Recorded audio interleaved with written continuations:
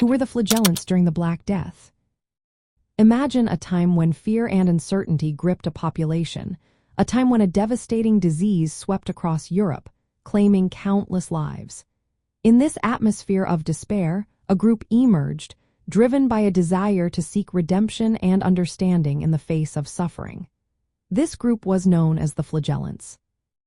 During the period of the Black Death in the 14th century, the Flagellants were individuals who believed that the plague was a punishment from God for the sins of humanity. They sought to atone for these sins through public displays of penance. These acts often involved self-flagellation, where they would whip themselves as a form of physical punishment, believing that this would appease divine wrath and lead to the end of the plague. The movement gained momentum as people flocked to join the Flagellants, drawn by their fervent beliefs and the promise of spiritual salvation. They traveled from town to town, performing their rituals in public spaces, which included chanting hymns and engaging in communal prayer.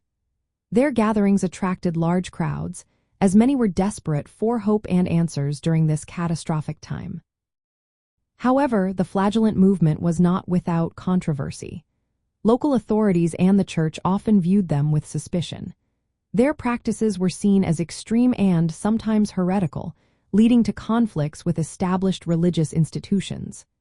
Despite this, the Flagellants persisted, believing that their actions were a necessary response to the calamity surrounding them.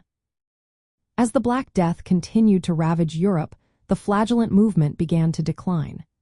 The church eventually condemned their practices, and many Flagellants faced persecution. By the end of the 14th century, the movement had largely dissipated, but its impact on society and religion during the plague years remains a significant chapter in the history of the Black Death. In conclusion, the Flagellants were a group of individuals who sought to confront the horrors of the Black Death through acts of penance and self-punishment.